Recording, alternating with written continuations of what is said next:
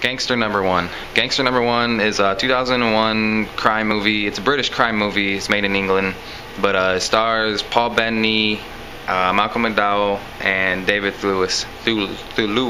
Yeah. Anyways, though, but it's a gangster movie. It's not based on true stories though, but it has an interesting story. It's about a gangster. You never know what his name is. They just refer to him as, they don't call him Gangster No.1, but they just call him the boss pretty much.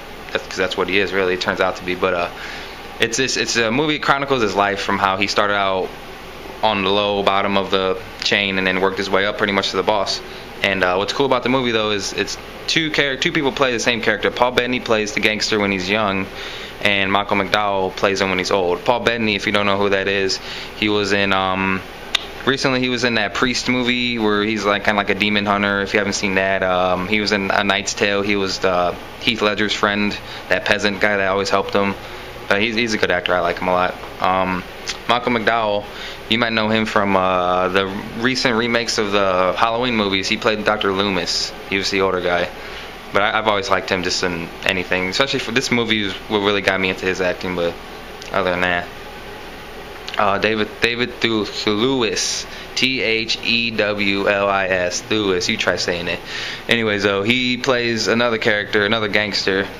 But I can't really explain too many. I haven't seen too many movies that he's been in, but I'll add an annotation or something if I can remember. I can't think off the top of my head. But anyways, though, so the movie itself is about pretty much two gangsters: Paul Bettany and Malcolm McDowell's gangster, and then David Lewis is David T's gangster.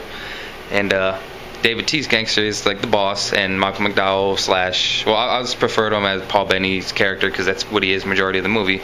Because the first half of the movie starts off in the 60s when he's just coming up, and the way he comes up is one of the good scenes is he's in the bar playing pool, and there's a gangster, there's another gangster, I think, because David T's name in the movie it's Freddie Mays. Yeah, he's got a real cool name. It's Freddie Mays. That's a gangster name. But that's his name. So Freddie Mays walks into the bar and sees a gangster playing pool, and he needs like an extra hand or something. He's been watching him, so he wants to see if he can handle the life. So he just pulls him off the tables and says, "Hey, we gotta go deal with this deadbeat, some mechanic. He's not paying their protection money."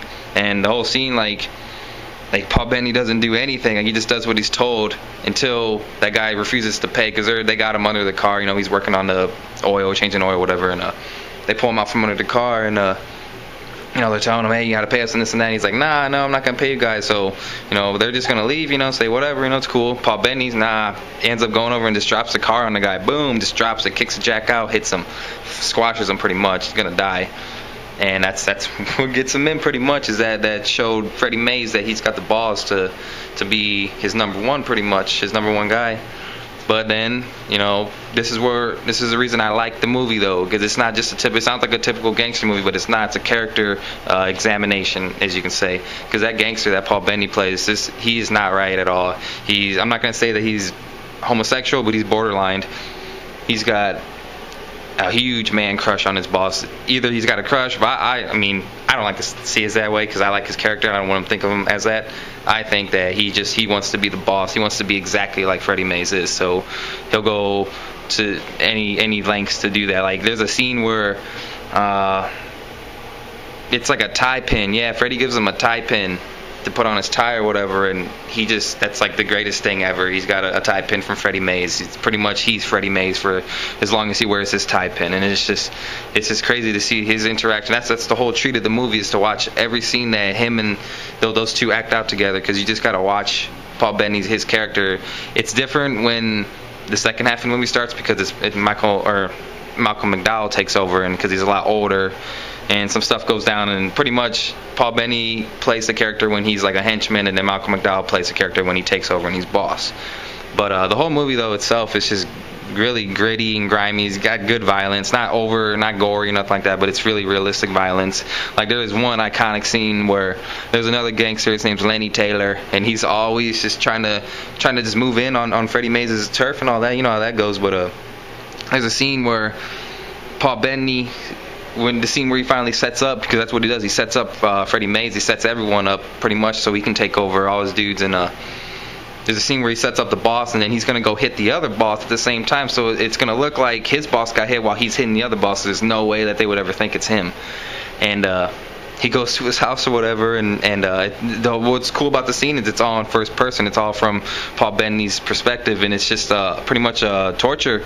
It's just, I can't explain, like the camera. It's like you take his head and he just like rams it into the wall, but it's like the camera. It's just insane. Or he takes like a glass and just boom right into the camera, and it's like it's so realistic looking because it's, you know, obviously it's first person. It's just like you're getting just beat, so you almost feel the pain that this gangster is, and then he starts cutting them, and then it's a mess of a scene.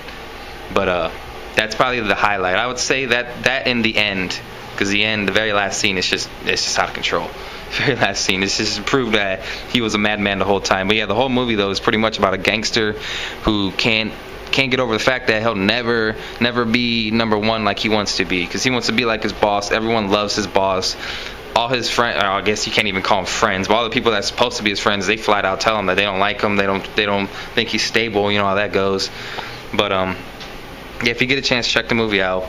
It's not hard to find. I picked my copy up at Walmart. I don't know, it was kind of cheap too, but I mean, it's a great movie. It's instant classic. I think it's one of the more overlooked British gangster movies, because when you think of gangster movies, you think like Lock, Stock, and all that, Rock and Roll, and all those are good movies too. But when I watch gangster movies now, like I'm pretty picky. If you've seen the rest of my reviews, I only like a certain kind, and this is definitely one of those kinds. So check out Gangster No.1.